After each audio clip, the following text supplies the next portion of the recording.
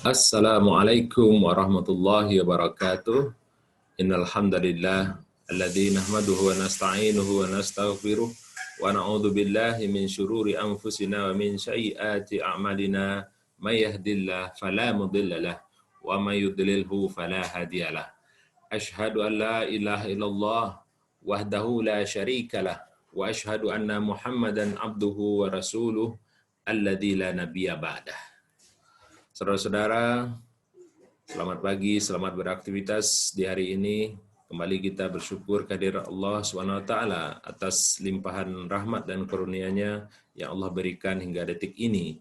Salat beriring salam tidak lupa kita doakan agar senantiasa tercurah kepada baginda Nabi Muhammad SAW. Allahumma sholli ala Muhammad wa ala ali Muhammad. Baiklah, saudara-saudara, pada hari ini kita akan mengkaji tentang topik yang sangat penting dalam perkuliahan ini, yaitu topik akidah. Topik tentang keyakinan kita dalam beragama.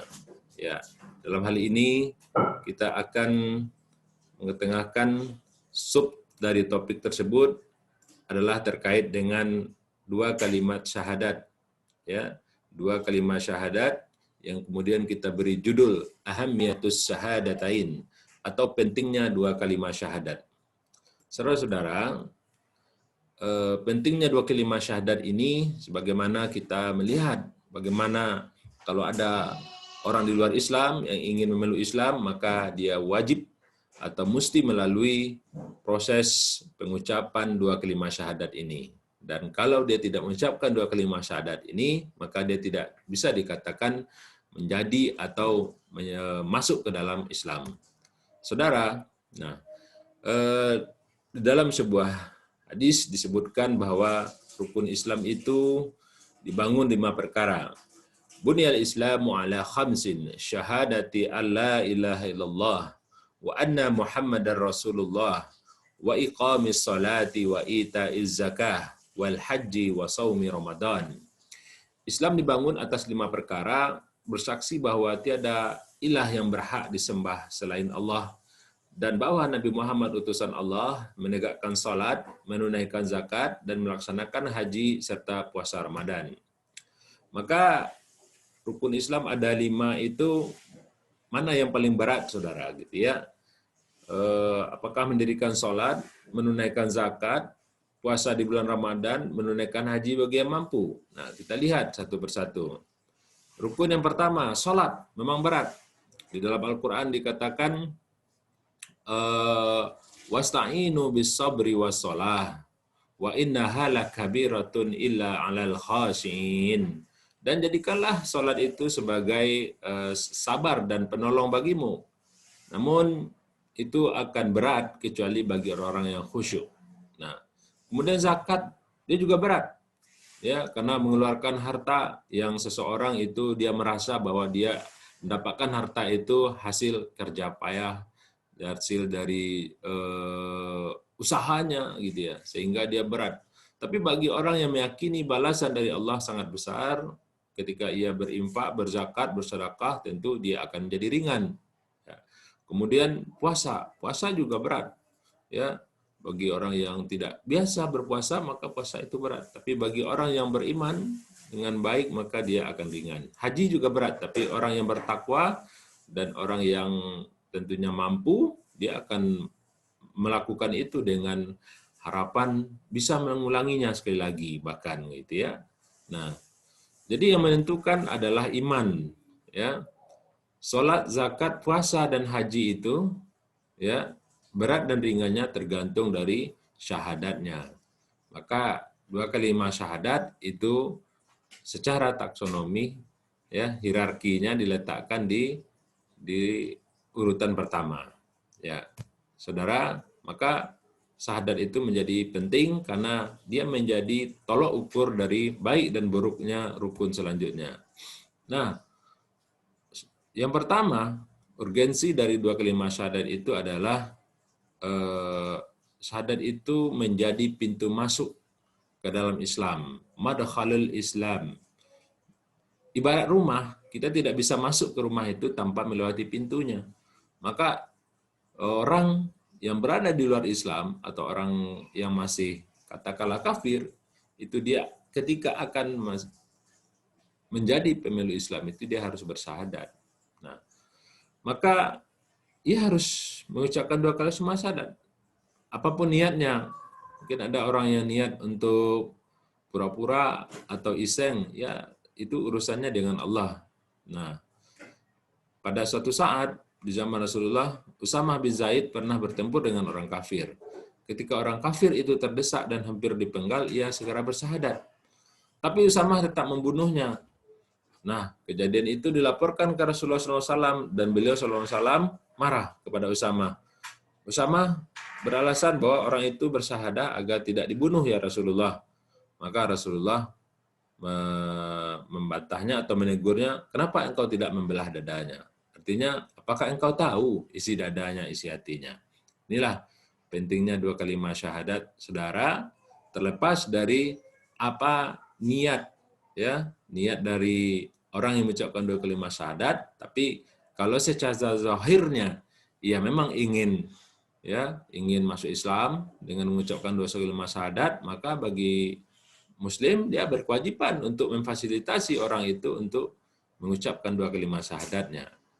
Kemudian saudara, nah bagaimana? Apakah ada syahadat pengulangan syahadat kalau bagi yang sudah akil baligh, ya? Nah, bagi bagi kaum muslimin, ya, di dalam Al-Qur'an, As-Sunnah dan di dalam Sirah Nabawi tidak ada disebutkan bahwa seseorang itu harus mengulangi syahadatnya ketika ia sudah akil baligh, ya. Kalau masalah ini menyangkut keislaman, tentu akan dibahas di ketiga sumber tersebut, Al-Quran, Sunnah, dan Sirah. Ya. Maka, saudara, bagaimana dengan orang yang lahir ya dalam keluarga Muslim sebagai seorang Muslim? Nah, kita ilustrasikan dengan sebuah rumah, ya, sebuah rumah berdasarkan hadis kullu mauludin yuladu alal fitrah, ya. Setiap anak dilahirkan dalam keadaan fitrah, ya, di dalam rumah Islam. Fa abawahu yuhawidanihi, ya. Dia menjadi seorang muslim, ya. Fa abawahu yuhawidanihi au yunassiranihi au yumajjisanihi. Maka orang tuanya lah yang kemudian menyebabkan dia Yahudi, Nasrani atau Majusi.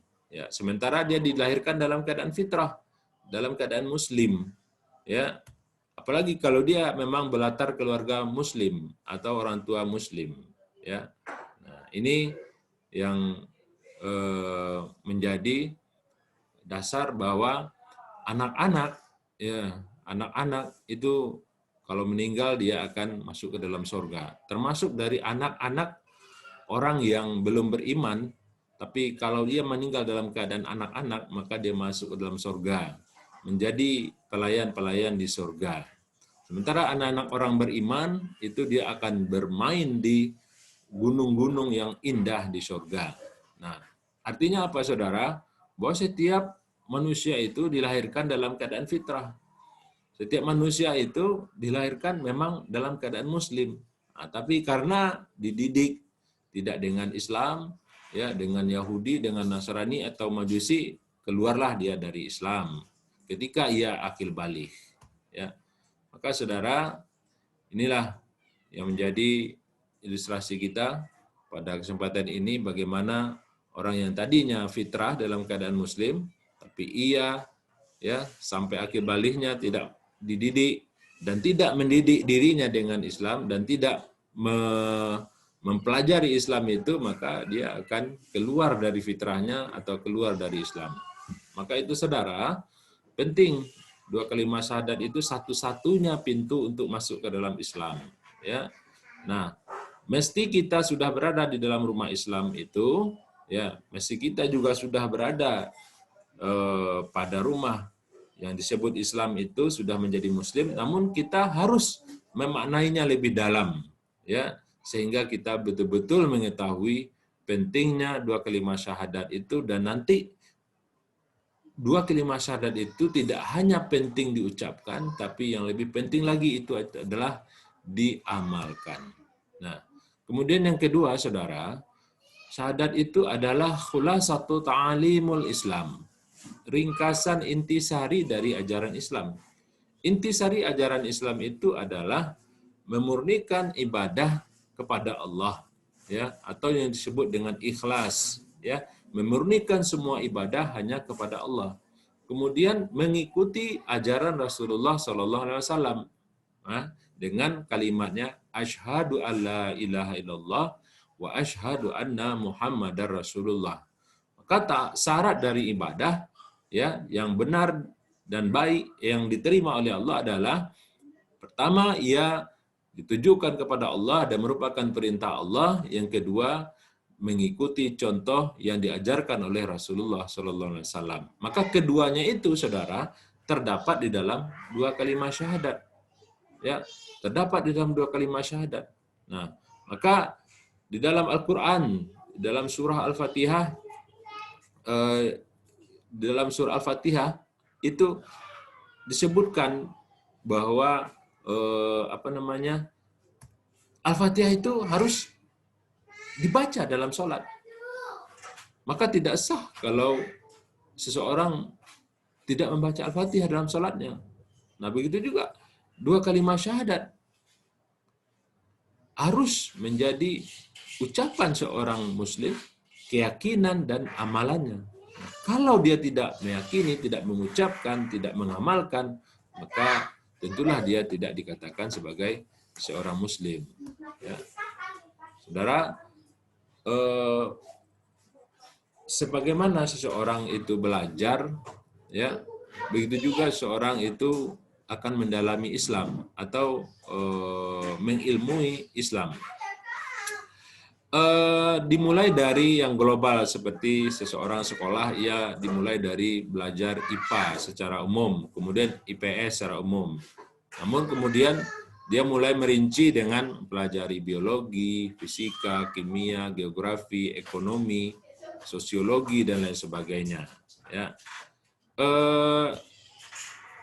Dalam belajar Islam, ya, kenapa orang harus juga memulai dari belajar dua kalimat syahadat? Ya, ini ilustrasinya dalam jurusan seperti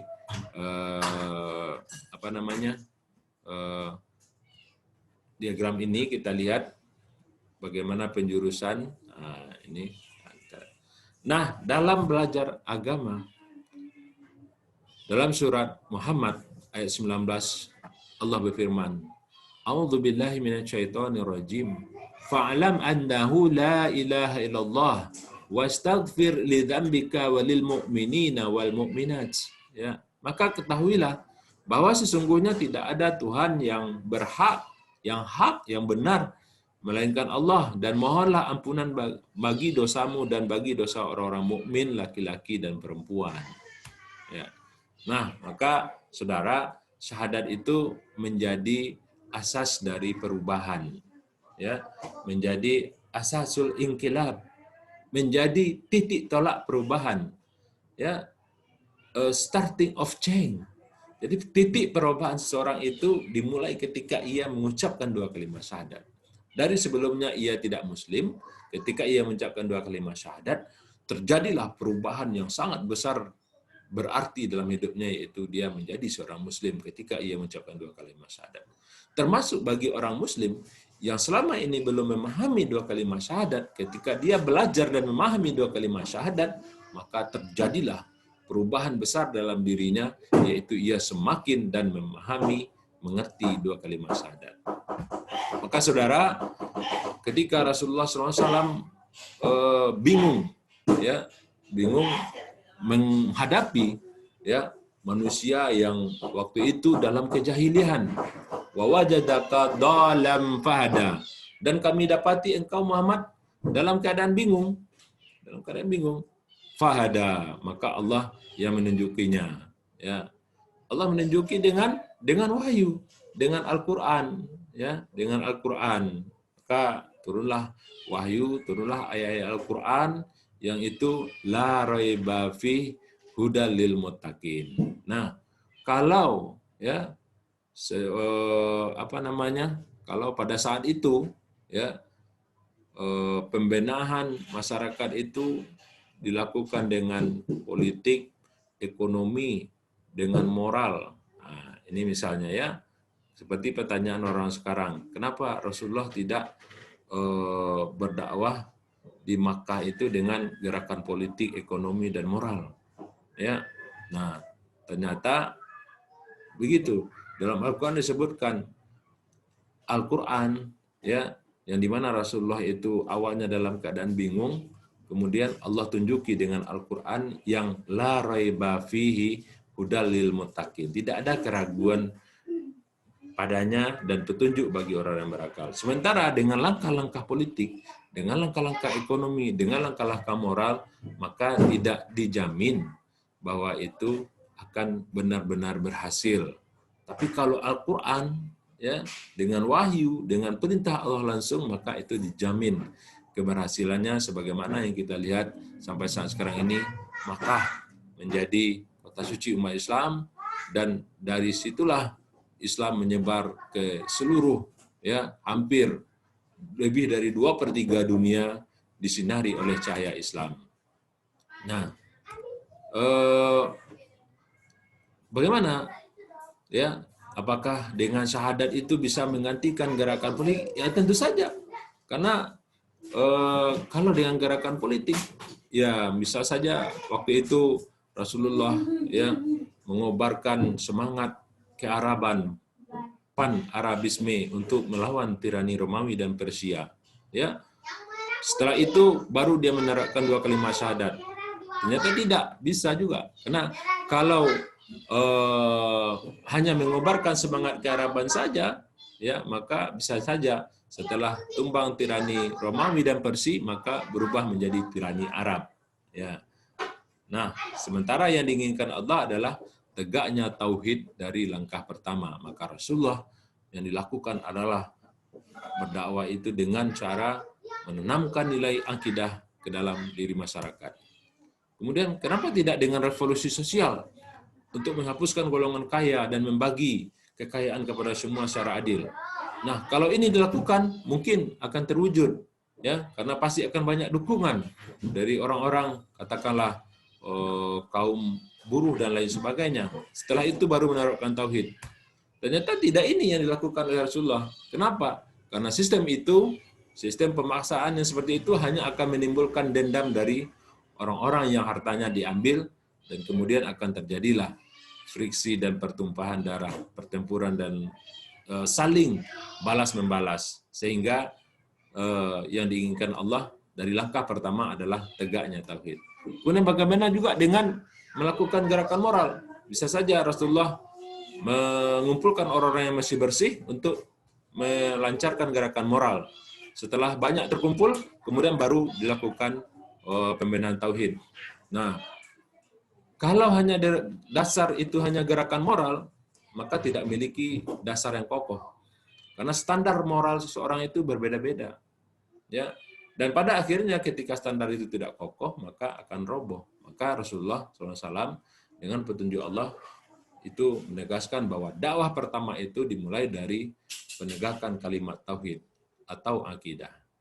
Maka saudara, dalam sejarah, dalam sirah nabawiyah kita lihat bahwa 13 tahun Rasulullah SAW ya, dan para sahabat as-sabiqunal awalun konsisten yaitu mendakwahkan tauhid, ya, mendakwahkan akidah, dan itu mendapatkan respon positif dari orang-orang yang terbuka hatinya dan mendapatkan respon negatif yang luar biasa dari orang-orang kafir Quraisy dan orang-orang musyrik yang memusuhi Nabi dan kaum muslimin pada waktu itu.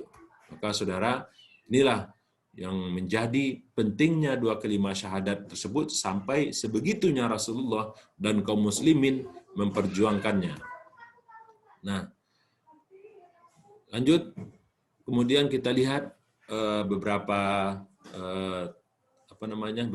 nas di sini yang menjadi dalil bagaimana kaum muslimin itu harus ditanamkan 2 kalimat syahadat dari awalnya. Nah, contoh Jika yang pertama kali turun sesuatu yang berkenaan dengan jangan minum khamar, pastilah mereka berkata, kami tidak akan meninggalkannya. Ya, sehingga yang diperintahkan adalah tauhid, sehingga ketika mereka sudah memiliki keyakinan yang lurus dengan Allah dan Rasulullah, Nabi Muhammad adalah Rasulullah, maka ketika turun pengharaman minum khamar, maka dengan sendirinya mereka akan menghentikannya. Kemudian syahadat itu, saudara, menjadi hakikat dakwah para rasul. Seluruh rasul, seluruh nabi Allah itu membawa pesan, membawa risalah untuk mengajak manusia menjadi makhluk yang bertauhid. Nah, jadi ini seperti pesan berantai dari nabi ke nabi, dari rasul ke rasul.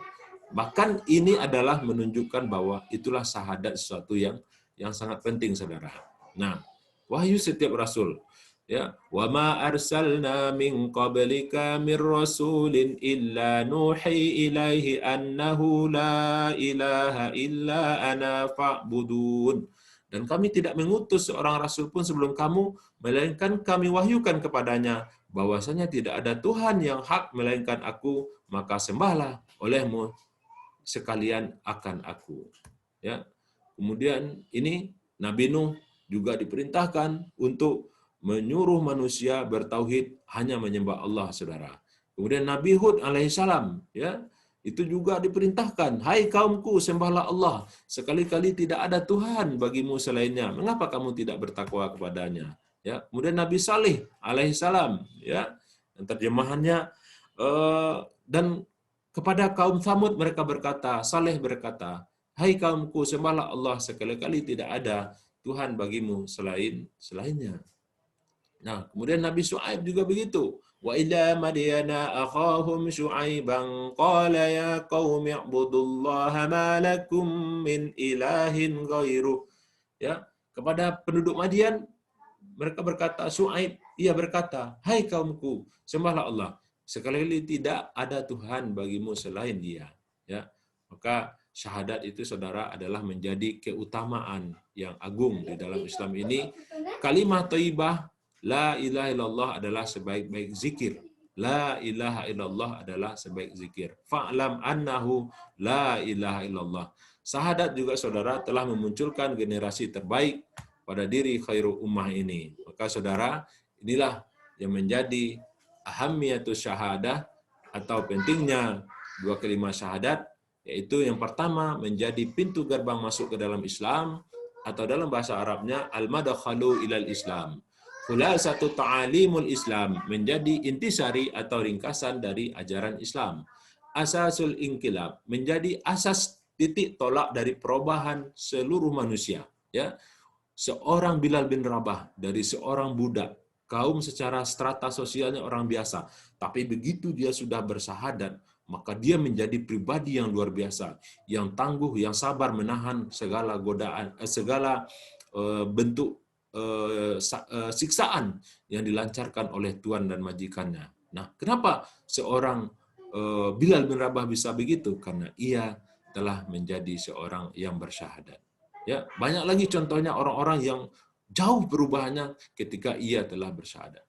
Kemudian hakikat dakwatir rasul, hakikat dakwah para rasul adalah menanamkan tauhid ke dalam diri seluruh manusia. Kemudian fadailul azimah, menjadi keutamaan yang agung. Ya, mudah-mudahan ini bisa kita jadikan sebagai mauizah, sebagai pelajaran, ibrah, dan semakin memahamkan diri kita bahwa akidah itu harus dimulai dari pemahaman dua kalimat syahadat, karena syahadat ini adalah menjadi kalimat, ya, kalimat yang penting, dua kalimat yang sangat penting, yang sangat berkaitan, yang itu akan menjadi penentu dari baiknya amal-amalan kita selanjutnya. Demikianlah yang bisa saya sampaikan. Billahi taufik wal hidayah. Wassalamualaikum warahmatullahi wabarakatuh.